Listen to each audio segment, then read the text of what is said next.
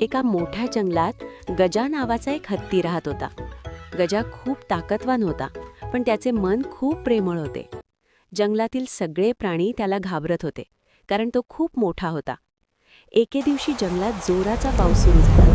नदीला पूर आला आणि एक छोटा ससा पाण्यात अडकला. ससा घाबरून जोरात ओरडत होता, वाचवा, वाचवा.